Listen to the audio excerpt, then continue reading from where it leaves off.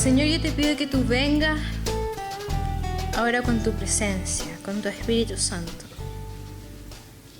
Señor, yo me pongo delante de ti para que seas tú hablando, sea tu Espíritu Santo tocando nuestros corazones, Señor.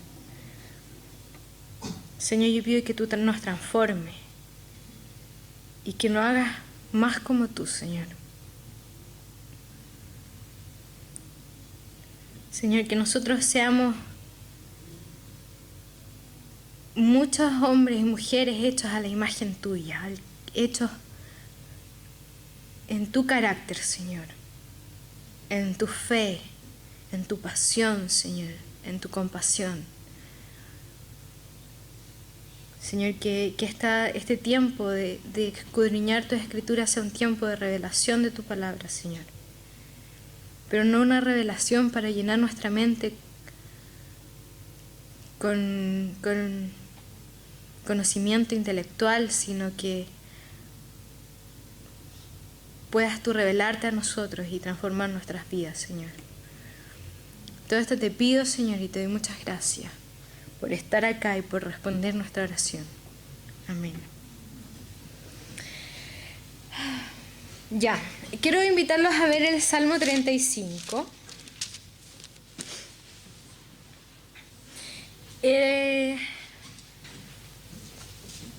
Este salmo se llama, lo han titulado, Plegaria pidiendo ser librado de los enemigos. Y antes de empezar a leerlo, es largo, así que no lo vamos a leer completo, sino que voy a ir leyendo como trozos, que voy a ir puntualizando lo que el Señor me mostró con este salmo. Bueno, este salmo el Señor me los dio dentro de la semana. Y lo primero que vi con este salmo fue que ver la confianza que había en el rey David con Dios. Y eso fue lo primero que el Señor me habló. Porque hay un hombre que pide ser librado de los enemigos, pero más allá de que es un acto desesperado, como muchas veces nosotros lo hacemos cuando nos vemos metidos en problemas y ya estamos hasta el cuello y ya no tenemos hacia dónde arrancar, clamamos a Dios por desesperación, más que un grito desesperado. Yo veo acá un hombre que confía en Dios. ¿Y por qué? Porque él está, por lo que aquí se da, o lo que aquí se habla, él está haciendo está pidiendo ser librado del rey Saúl, porque habla de aquel amigo íntimo a quien él amaba y que en el fondo le daba la espalda. Y estamos hablando de David, que era un hombre de guerra. ¿Ya? David no era un hombre, un pastor que solo se dedicaba a la oveja. O sea, en el momento en que él comienza a arrancar de Saúl, fue un pastor que solo cuidaba ovejas, pero en el momento en que él comienza a arrancar del rey Saúl, él era un guerrero. Y no solo cualquier guerrero, o uno del montón, sino que era un guerrero destacado. Antes de que él empezara a arrancar del rey Saúl, a él se le conocía como aquel que hería a 10.000. Y cantaba a la gente en el pueblo antes que él empezara a arrancar del rey Saúl, ¿cierto? Cantaba al pueblo y decía, Saúl hirió a sus 1.000 y David a sus 10.000. O sea, era un guerrero con el cual a mí no me habría gustado nunca luchar. Porque él, y por lo que aquí se ve, era superior al rey Saúl. Ni siquiera era que, estaba el rey Saúl y luego venía David. Estaba David y luego venía Saúl. Entonces, es interesante ver cómo es, en vez del rey David ir y armarse un ejército y pelear en contra de Saúl, él entrega su batalla a Dios. Y vemos en los primeros versículos del Salmo 35 y dice, disputa, oh Jehová, con los que contra mí contienden, pelea contra los que me combaten, echa mano al escudo y al pavés, levántate en mi ayuda, saca la lanza, cierra contra mis perseguidores, Di a mi alma, yo soy tu salvación. Él aquí describe a un guerrero que lucha. Le está diciendo, Dios, toma tú las armas y pelea por mí. Siendo que él era un guerrero que sabía usar bastante bien estas armas, que él mismo describe en sus primeros 3 versículos. Pero en vez de él tomar la lucha en su propia mano, tomar la lucha y confiar en su fuerza y en su capacidad de guerra, él pone su confianza en Dios. Y por medio de este salmo nosotros podemos ir viendo que David era un hombre de fe. Luego si vamos al versículo 9 y 10 dice: entonces mi alma se alegrará en Jehová, se regocijará en su salvación. Todos mis huesos dirán: Jehová, ¿quién como tú que libras al afligido del más fuerte que él y al pobre menesteroso del que le despoja? Acá vemos que hay una fe en David porque David conoce a Dios y declara los atributos, que Dios es alguien que libra al que es afligido y al pobre. Entonces va declarando, y yo le estoy leyendo trozos, pero este salmo va funcionando así. Le pide al Señor, declara lo que sus enemigos están haciendo, alaba a Dios. Luego declara lo que sus enemigos hacen, alaba al Señor y reconoce quién es Él. Constantemente, a medida que Él va pidiendo que sea librado de los enemigos, Él va también declarando la grandeza de su Dios y el poder de su Dios. Y vemos como David va alabando a Dios antes de ver respuesta. Él, a medida que clama a Dios por ser librado de los enemigos, al mismo tiempo él alaba a Dios. Por ejemplo, si seguimos en el 22 hasta el 28 dice: tú lo has visto, oh Jehová, no calles. Señor, no te alejes de mí. Muévete y despierta para hacerme justicia. Dios mío y Señor mío, para defender mi causa. Júzgame conforme a tu justicia, Jehová, Dios mío. Y no se alegren de mí. No digan su corazón: ea, alma nuestra. No digan: le hemos devorado. Sean avergonzados y confundidos a una lo que de mi mal se alegran. Vístanse de vergüenza, de confusión, lo que se engrandecen contra mí. Canten y alégrense los que están a favor de mi justa causa. Y digan siempre: sea exaltado Jehová, que ama la paz de su siervo, y mi lengua hablará de justicia y de tu alabanza todo el día. Aquí volvemos a ver cómo él describe a sus enemigos, pero al mismo tiempo está alabando a Dios. Le está diciendo: líbrame, pero al mismo tiempo dice: yo te voy a exaltar todo el día, yo te voy a alabar todo el tiempo, porque tu nombre tiene que ser exaltado. Él reconoce que Él es justo, que Él es la salvación, que Él busca nuestra paz. Reconoce quién es Dios. Entonces yo cuando leía esto decía: ¿cuántas veces nosotros alabamos a Dios por lo que va a hacer, no por lo que ya ha hecho? Porque habitualmente cuando vemos la gloria de Dios, vemos un milagro, algo que Dios hace en nuestra vida, le alabamos fácilmente, ¿cierto?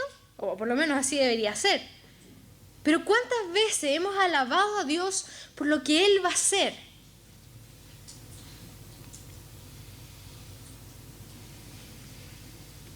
¿Cuántas veces nosotros declaramos con nuestra vida sus atributos? Y lo hacemos con fe. Porque claro, muchas veces nosotros decimos: sí, Cristo reina, Él es victorioso, todo lo puedo en Cristo que me fortalece, y todas esas palabras y frases que usamos los cristianos, pero ¿cuántas veces nosotros las declaramos, pero en fe, creyendo que eso es así? O decimos: sí, somos victoriosos, pero camino en derrota. Todo lo puedo en Cristo, pero no, esto no lo puedo hacer. Dios es justo, pero mira lo que me está sucediendo. Él es mi salvación, pero yo no sé qué voy a hacer con mi vida. ¿Cuántas veces en nuestra vida realmente vivimos sin fe? ¿Cuántas veces alabamos a Dios?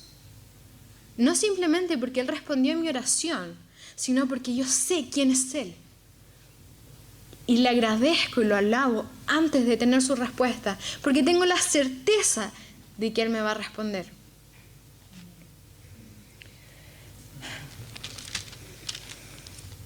Está el clásico versículo de la fe, que muchas veces los que somos cristianos antiguos ya lo sabemos de memoria. Y es muy probable que yo cuando lo empiece a leer, ustedes lo van a estar recitando en su mente. Y dice así: es pues la fe, la certeza de lo que se espera y la convicción de lo que no se ve, porque por ella alcanzaron buen testimonio los antiguos. La fe tiene que ver con certeza y convicción. Y yo busqué en el diccionario qué significa certeza.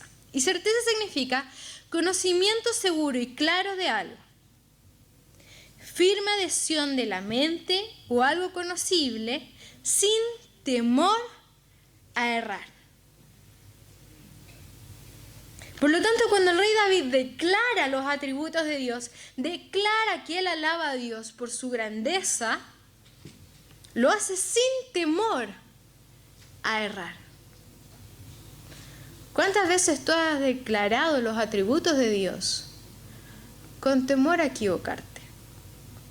¿Cuántas veces no has declarado sanidad sobre una persona por temor a equivocarte? Eso no es fe. O incluso a veces lo declaramos, pero lo declaramos con temor a equivocarnos. Eso tampoco es fe. Porque fe tiene que ver con la certeza de lo que espero y que yo espero y no tengo temor a equivocarme en esa espera. Luego dice convicción. Convicción dice convicción, ¿cierto? De lo que no se ve. Es la seguridad que tiene una persona de la verdad. Aunque yo no lo veo, yo tengo la certeza, tengo la seguridad de que Dios existe, de que Él tiene poder, que el Espíritu Santo obra, de que el mundo espiritual existe. Tengo la seguridad de que eso es cierto. Y también dice, y me llamó mucho la atención, otra definición de convicción es acción de convencer.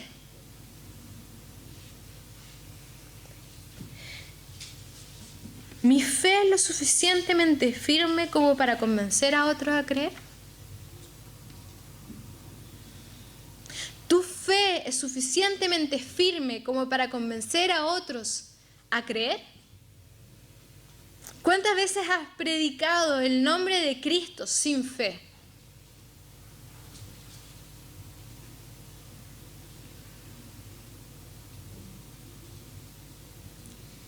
Que hay tal incerteza en ti, hay tal falta de seguridad que la otra persona no cree en lo que estás diciendo. Porque convicción es esa acción de convencer. ¿Saben que ayer cuando veía la película, no les voy a contar para no arruinarles la emoción, pero hay algo fundamental dentro de esa película, que hay una persona que tiene fe y que su fe convence al resto. Está la fe de esa persona que la gente dice, bueno, si ella cree hacia ese punto, entonces porque tiene que ser cierto. Si tiene tal convicción en lo que ella cree, es porque tiene que creer algo que es verdad. También hablaban de la demostración de la existencia de Cristo, de que Cristo es históricamente, está demostrado históricamente de que Él existió. Él no es una fábula que creemos los cristianos. hay demostraciones históricas y una de esas es que sus apóstoles tenían tal convicción en lo que creían que dieron su vida por lo que creían y jamás ninguno negó su fe. Entonces cuando la gente ve eso dice, bueno, si ellos están dispuestos a dejarlo todo y a entregarlo todo, tiene que ser cierto. Es una fe que convence, es una fe que transforma, es una fe que también hace que el poder de Dios se manifieste, ¿cierto?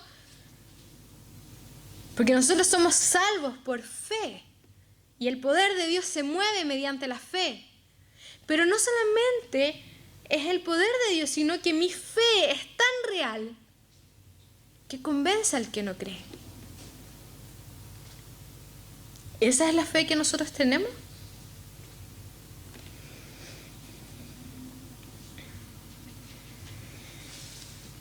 Y por eso dice, porque por ella alcanzaron buen testimonio los antiguos.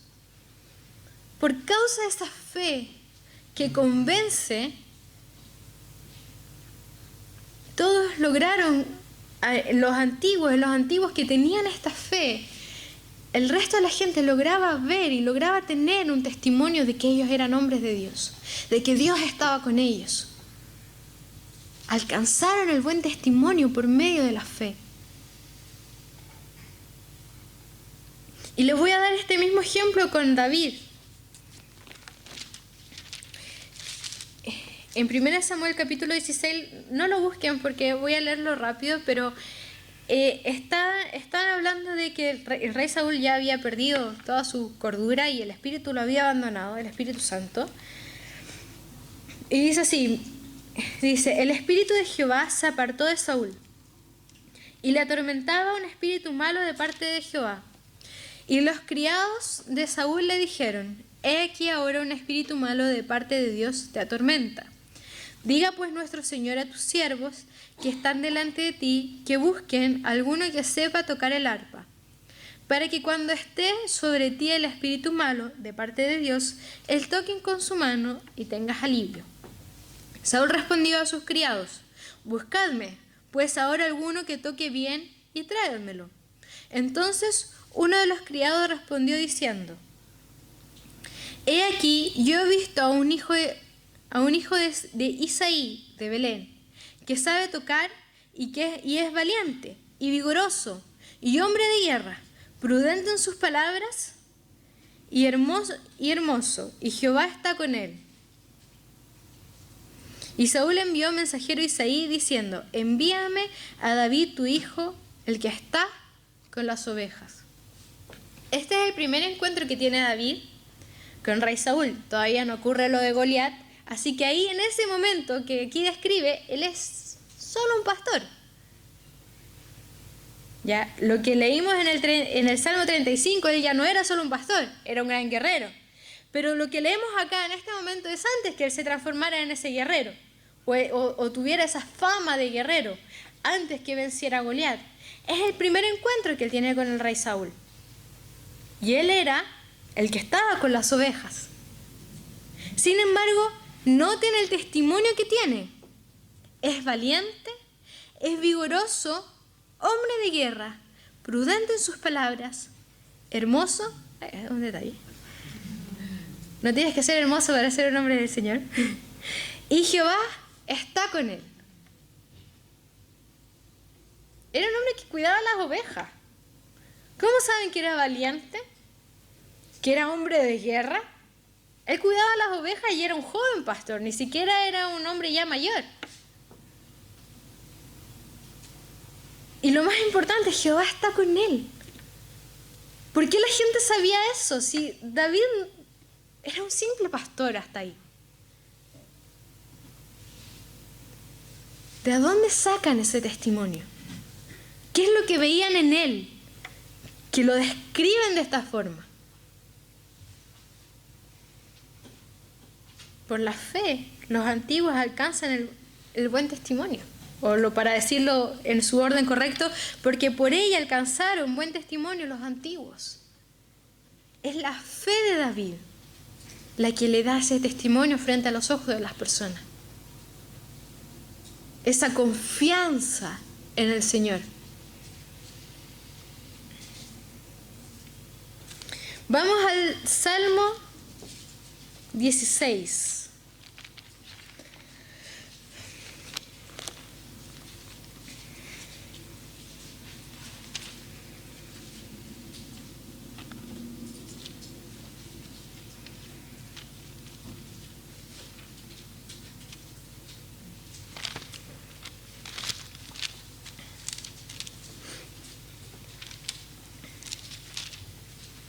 Vamos a leer desde el 5 al 11.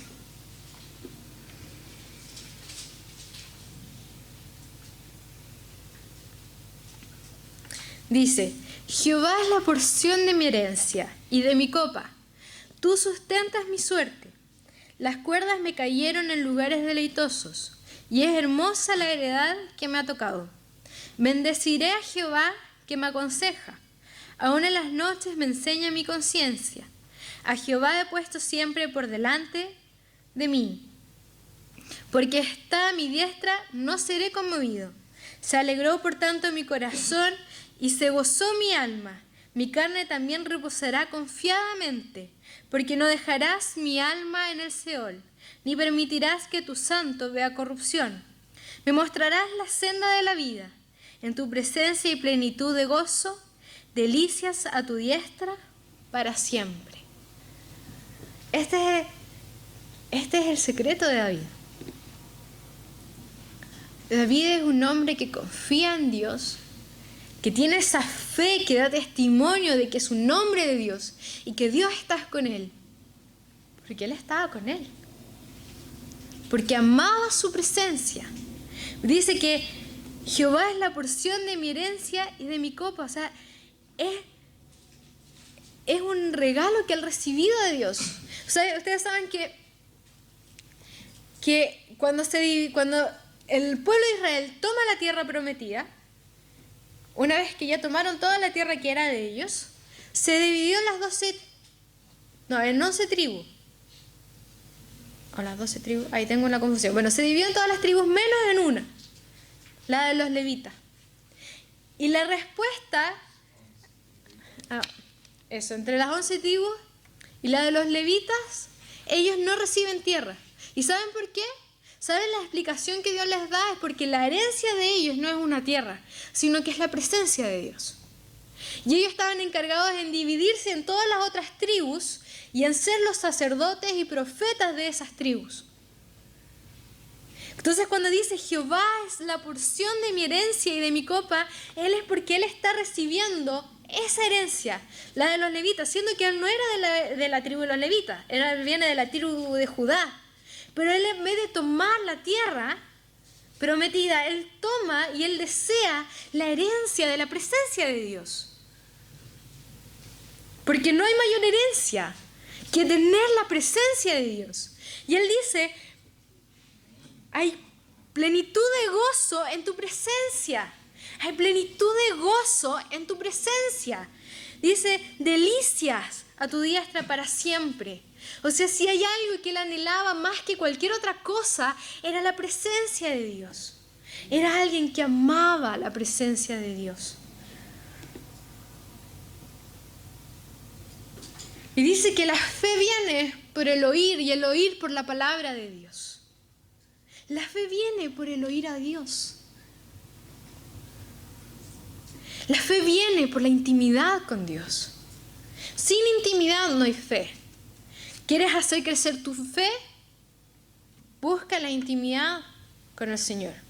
Por eso también el Señor dice que la incredulidad, el género de la incredulidad se va con oración y ayuno. ¿Por qué? Porque la intimidad es la que trae la fe, la que trae la confianza, el saber quién es Dios, el poder alabarlo antes de que Él me responda, no por lo que Dios va a hacer, o sea, sabiendo que Él lo va a hacer, porque sé quién es Él. Y por lo tanto no es una alabanza manipuladora para que el Señor se sienta obligado a responderme, sino que es una alabanza con convicción, con certeza, porque sé quién es Él. Pero si yo no tengo intimidad con Dios, yo no sé quién es Él. No le conozco. Puedo conocerle de oídas por lo que escuchan de las prédicas, de las clases, de las reuniones. Pero no lo conocen cara a cara.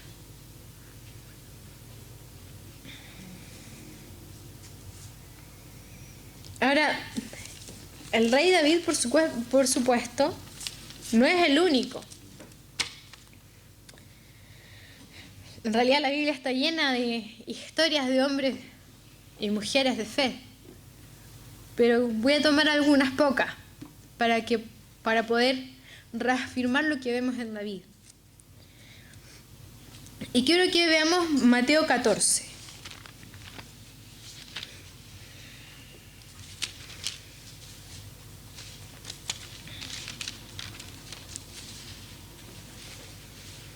A mí el Señor, muchas veces en mi tiempo de intimidad, hay dos imágenes con las que Él me habla recurrentemente. Una de esas imágenes es el nadar en la profundidad del mar. Muchas veces el Señor me ha mostrado esa imagen y siempre para mí eso ha significado el sumergirte para conocer la sabiduría de Dios, para conocer esa sabiduría que está oculta, conocer los misterios que están ocultos y que solamente son revelados a sus hijos. Pero para poder, esta es la imagen, cuando tú quieres conocer la riqueza del mar, tú tienes que ir a las profundidades. Tú no vas a conocer las riquezas del mar flotando en la superficie. Tienes que ir a lo profundo y mientras más profundo, mayor riqueza de variedad, de colores, de animales vas a encontrar. Allá está, en la profundidad del mar es donde está la belleza del mar. De esta misma manera es nosotros, mientras tú más profundo vas a la presencia de Dios, más vas a conocer los misterios y la belleza y la sabiduría de la palabra de Dios. Y otra imagen que muchas veces el Señor me muestra es el caminar sobre el mar, que es totalmente lo opuesto, ¿verdad?, a lo que acabo de describir.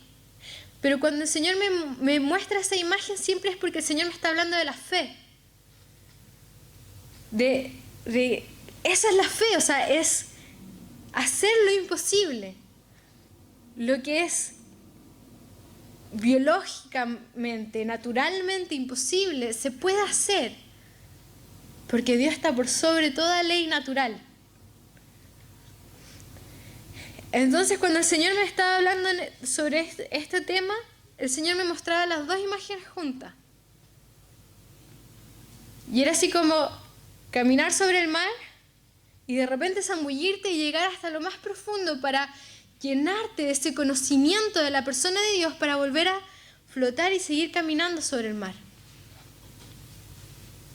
Y cuando el Señor me mostraba esto, me llevó al pasaje de Pedro, que es lo que vamos a leer ahora. Que es en el momento en que Pedro camina sobre el mar. Y dice, enseguida Jesús hizo a sus discípulos entrar en la barca e ir delante de él a la otra ribera, entre tanto que él despedía a la multitud. Despedía a la multitud, subió al monte a orar aparte. Y cuando llegó la noche, estaba allí solo. Y ya la barca estaba en medio del mar, azotada por las olas, porque el viento era contrario. Mas a la cuarta vigilia de la noche, Jesús vino a ellos andando sobre el mar.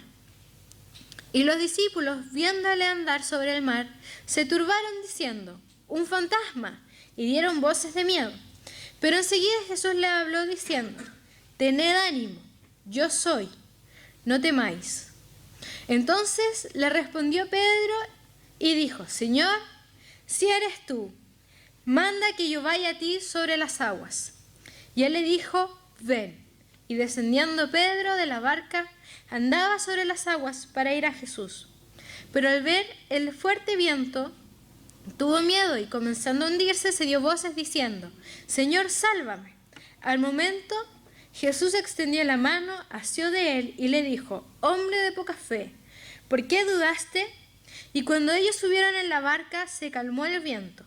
Entonces los que estaban en la barca vinieron y le adoraron diciendo: verdaderamente eres Hijo de Dios. Generalmente cuando uno lee esta historia se le atribuye a que Pedro hizo lo que hizo porque él era tan como atarantado, emocional y siempre respondía rápidamente a las cosas y se quería tirar al mar. Otras veces se le atribuye a que él era el líder de los apóstoles, por lo tanto él siempre como que hablaba en nombre de los demás y siempre era el primero en arriesgarse a decir lo que quería decir. Pero el Señor me mostraba que lo que hizo Pedro fue un acto de fe. Él actuó con fe, más allá de ser un acto emocional, que ni siquiera pensó lo que estaba diciéndole a Jesús, como muchas veces nosotros cuando somos emocionales llegamos y decimos cualquier cosa. Más allá de ser un acto emocional, fue un acto de fe. Independientemente que por la falta del Espíritu Santo sobre él, su fe era, ¿cómo se dice eso? Así como que iba y venía, era cambiante, muchas gracias, era cambiante, porque todavía no estaba el Espíritu Santo sobre ellos, como luego está desde el libro de Hechos en adelante. Él hizo un acto de fe, de decirle, bueno, si tú eres Dios, porque Jesucristo dice, yo soy bueno, si eres tú, Dios, que yo camine sobre el agua. Y Jesús le dice, ven, y él se baja de la barca y camina sobre el agua. Y el Señor me mostraba que este acto de fe es porque Pedro es uno de los tres más cercanos con Cristo. Va directamente proporcional con la intimidad que Pedro tenía con Jesucristo. Es por eso que, por ejemplo, en la historia de Jairo, Jesús, de hecho la vimos la semana pasada, que es quien el padre que se le muere su hija y Jesús le resucita a su hija, ¿cierto? Cuando viene esta historia, él deja entrar solamente a 3 personas: a Pedro, Juan y Jacobo. Y los deja entrar a ellos 3 porque eran aquellos que tenían la fe para ver la resurrección. Pedro era un hombre de fe y era dentro de los apóstoles uno de los que más tenía fe a causa de la intimidad que tenía él con Cristo. ¿Y cómo sé yo eso? Porque si vamos un poquito más adelante, en Mateo 16, 13 al 17, dice: viendo Jesús a la región de Cesarea y de Filipo, preguntó a sus discípulos diciendo: ¿quién dicen los hombres que es el Hijo del Hombre? Ellos dijeron: uno Juan el Bautista, otros Elías, otros Jeremías o alguno de los profetas. Y él le dijo: ¿y vosotros?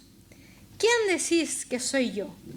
Respondiendo Simón Pedro dijo: tú eres el Cristo, el Hijo del Dios viviente. Entonces le respondió Jesús: bienaventurado eres Simón, hijo de Jonás, porque no te lo reveló carne ni sangre, sino mi Padre que está en los cielos.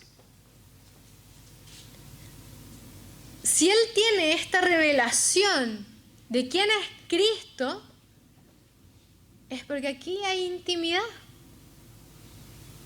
O sea, si el Padre tuvo la posibilidad de revelarle a Pedro quién era él, quién era Jesucristo, es por la intimidad que él tenía con él. Y si eso no los convence, quiero que vayamos a Juan 6.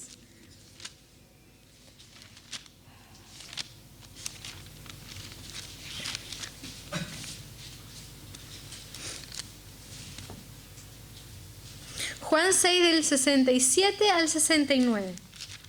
Para ponerlo en contexto, Jesús estaba haciendo una prédica durísima en donde él habla que él es el pan de vida, que es la carne que han de comer, que él es la palabra de vida eterna. Y varios se escandalizan, se enojan, y muchos de los discípulos vuelven atrás y no siguen a Cristo. Y en ese contexto dijo entonces Jesús a los 12, ¿queréis acaso iros también vosotros? Le respondió Simón Pedro, Señor, ¿a quién iremos? Tú tienes palabra de vida eterna. Y nosotros hemos creído y conocemos que tú eres el Cristo, el Hijo del Dios viviente. Ahí vemos ese amor de Pedro por la presencia de Cristo. ¿A quién iremos? O sea, hay una certeza tal que él sabe que no hay más a dónde ir. Sabe que Jesucristo es la respuesta de la espera de tantos años. Pedro es uno de los discípulos de Juan el Bautista, por lo tanto él estaba a la espera del Mesías que iba a venir. Ellos estaban esperando junto a Juan el Bautista. Y una vez que lo ve llegar, él se aferra a Cristo y dice, de aquí no me voy. Y cuando le dice, ¿sabes qué? ¿Quieren irse? Porque si quieren irse, váyanse. Y Pedro dice, ¿a dónde? Si solamente tú tienes palabra de vida eterna. Hay una certeza en él que no hay más lugar donde ir. ¿Hay esa certeza en nosotros? ¿Cuántas veces vamos y venimos, vamos y venimos, vamos y venimos? ¿Cuántas veces dejamos de lado la intimidad con el Señor? A lo mejor venimos a la iglesia constantemente, todos los domingos fielmente, pero la intimidad con el Señor, bueno, es que estoy ocupado, es que tengo mucho trabajo, es que la familia, que los hijos, que el perro. ¿Cuántas veces dejamos de lado la intimidad con el Señor?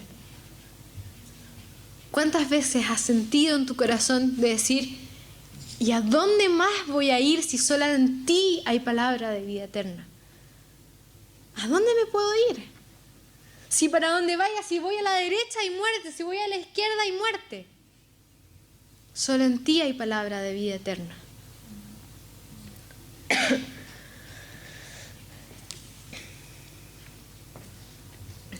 La tercera persona que quisiera ver es el apóstol Juan, el bien conocido discípulo amado, que fue el único que no abandonó a Jesús en el momento de la crucifixión. En el tiempo que todos arrancaron, Juan estuvo ahí. Era el más pequeño de los discípulos, de los apóstoles, mejor dicho, pero el más valiente de todos ellos. Porque no temió ser perseguido, no temió que lo tomaran preso igual que a Jesús. Él permaneció al lado de Cristo. Es el único que no muere a causa de la persecución. Y no porque no haya sido perseguido, sino porque el Señor la salvó de todas ellas. Y es así como se sabe que antes de que él lo mandaran preso a la isla de Patmos, que es la isla donde él escribe el libro del Apocalipsis y las otras cartas, a él, antes de que eso sucediera, lo meten en una olla de aceite hirviendo y el Señor lo salva. Y es tanto así que como no lo pueden matar, lo mandaron a una isla solo. Entonces, si él muere de viejo y no muere a causa de la persecución, no es porque no lo hayan perseguido, sino que porque su fe en Cristo lo salvó. Y el Señor le plació salvarlo de toda su persecución. Veamos el corazón de este apóstol. Y quiero invitarlos a abrir primera de Juan 4, del 17, o sea, del 16 al 19.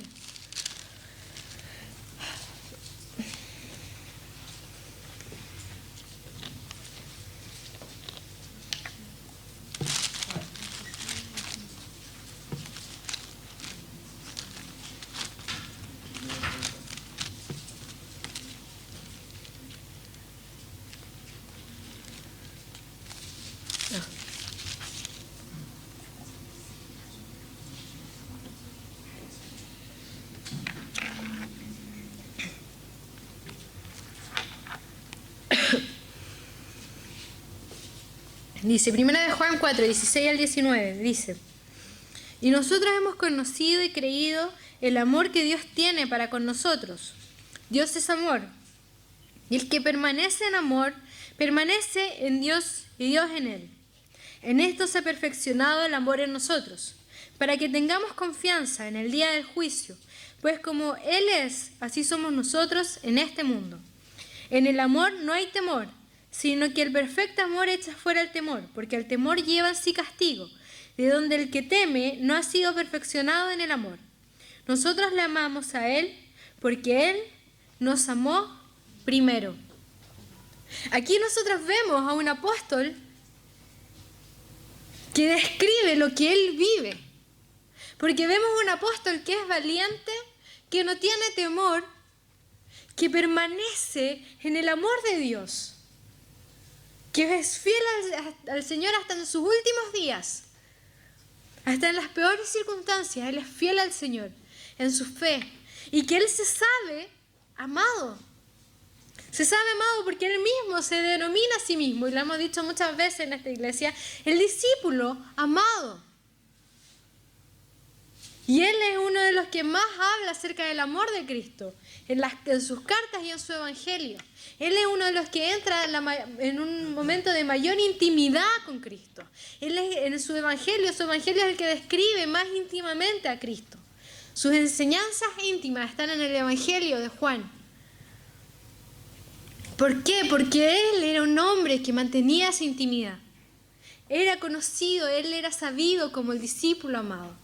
Era el que él permaneció a su lado porque lo amaba al Señor y no temía por su vida. Era su amor hacia Cristo era mayor que el amor hacia su propia vida. Y era un hombre de fe, en que su testimonio convenció a muchos. Era un hombre de fe que sanaba enfermos y echaba fuera demonios, y que en el momento en que lo perseguían él se agozaba porque Dios lo había considerado digno de padecer por el evangelio. Pero esa fe y esa confianza en el Señor se alcanza en la intimidad, en el deseo de permanecer en Dios, de permanecer en su amor. Y por último, ¿cómo dejar afuera al apóstol Pablo? ¿Cierto? Si queremos hablar hombres de fe, el apóstol Pablo es el gran ejemplo, es uno de los muchos ejemplos, pero es un gran ejemplo. El libro de los Hechos nos muestra constantemente la fe de este hombre, la confianza, un corazón que no se amedrenta por nada, ¿verdad? Un hombre valiente que defiende el nombre de Cristo sin importarle las consecuencias. Un hombre que llenó del evangelio todo lo que era el mundo conocido de ese tiempo. Él lo llenó con el evangelio mediante el poder de Dios. Un hombre de fe, sin duda. Veamos lo que él dice en Filipenses. Filipenses capítulo 3.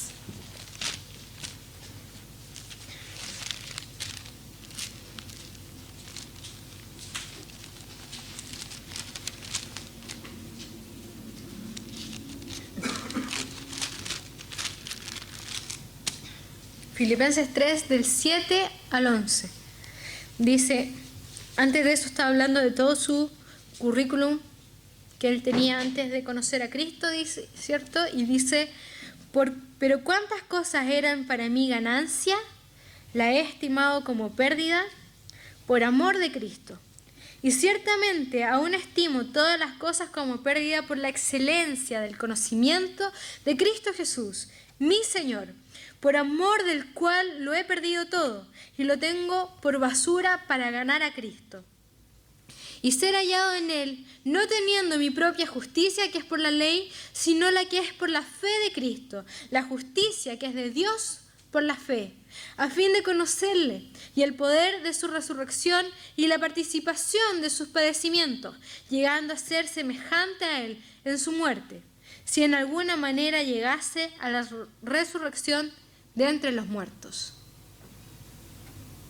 Aquí vemos un hombre que estima todo por basura, que no hay nada que él pueda retener de su vida y decir, ya, esto para mí es importante. Por eso cuando en el libro de los Hechos, cuando él iba a llegar a Jerusalén y se le profetiza que iba a ser perseguido, que iba a ser tomado preso, que lo iban a encadenar, él dice, pero ¿por qué? Y la otra gente le decía, no vayas entonces a Jerusalén, y lloraban porque amaban a Pablo y decían, no me hagan esto. Si yo estoy dispuesto a dar mi vida por Cristo, no me pidan que yo me quede. Porque él estimaba la muerte como ganancia, porque iba a estar eternamente con Cristo. Porque amaba a Cristo, que quería la eternidad con el que nada más servía, nada más valía que la eternidad junto con Cristo.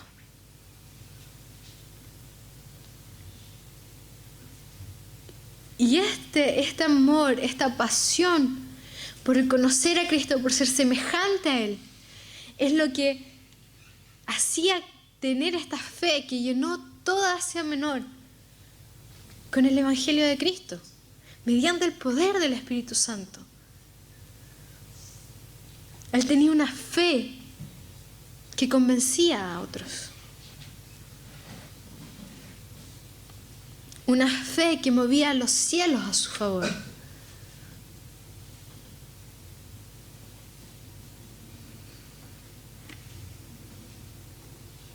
Ahora, ¿cuál es la diferencia de ellos y nosotros?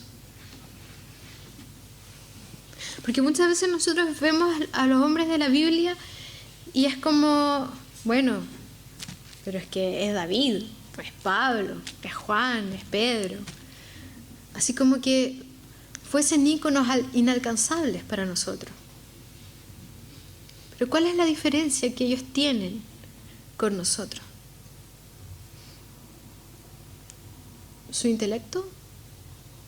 Estamos hablando de gente antigua, que por mucho respeto que ellos me merecen, ellos no tenían el avance científico, histórico, ni tecnológico que nosotros hoy día tenemos.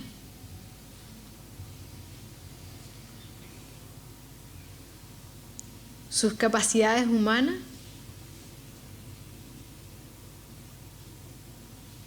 su desarrollo. ¿Qué es lo que hacía diferente a ellos, entre ellos? ¿Cuál es la diferencia entre ellos y nosotros? No es la fe. Es la intimidad con Dios. Es el amor a Dios. Por eso, cuando nosotros leemos esta historia, no es para que nosotros miremos a estos íconos inalcanzables.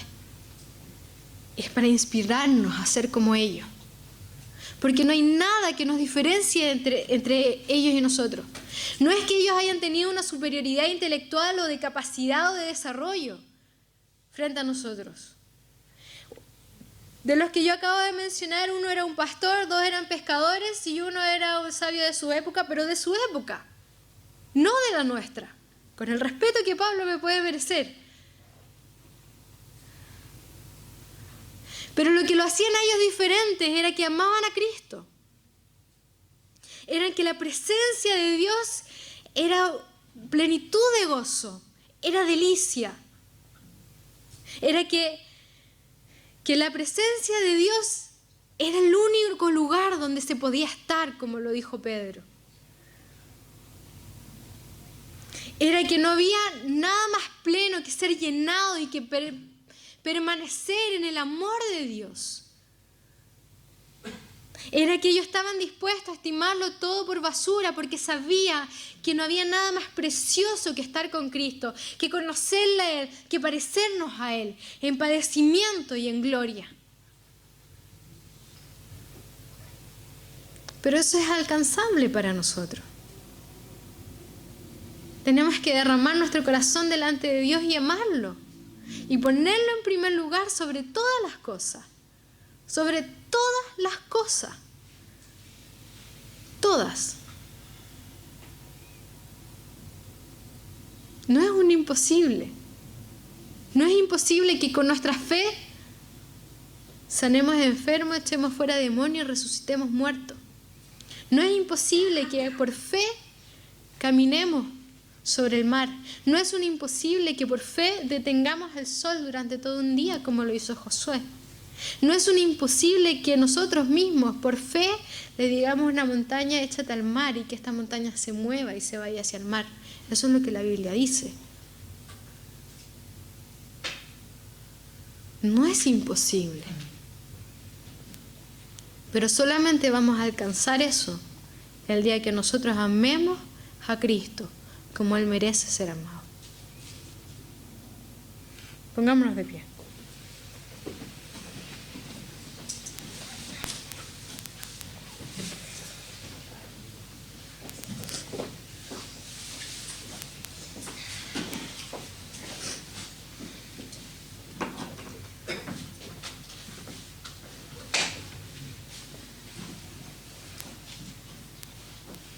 Vamos a orar. Señor, yo primero que nada quiero partir pidiéndote perdón porque a pesar del amor que tú nos das, de la grandeza de tu sacrificio, de la ternura de tus palabras, de que más altos son tus pensamientos hacia nosotros que los nuestros, Señor. A pesar de todas esas cosas, no te amamos como tú mereces, Señor. No te hemos puesto en primer lugar. Dejamos de lado nuestra intimidad contigo al primer problema, a la primera excusa que encontramos, Señor. Perdónanos, Señor. Y yo pido, Señor, ahora que tú vengas y derrames tu Espíritu Santo y limpia nuestros corazones de toda falta de amor hacia ti, Señor. Toda idolatría también que hay hacia otras cosas que no nos permiten amarte como tú mereces ser amado, Señor. Sácala ahora en el nombre de Jesucristo. Y transforma nuestros corazones, Señor. Señor, yo pido que esta palabra sea una revelación, que haya un antes y un después en nuestra relación contigo. Señor, quita todo prejuicio que pueda haber por causa de quién ha predicado esta palabra, porque no soy yo, eres tú, Espíritu Santo, hablando en este lugar. Espíritu Santo, ven y confirma ahora esta palabra. En el nombre de Jesús.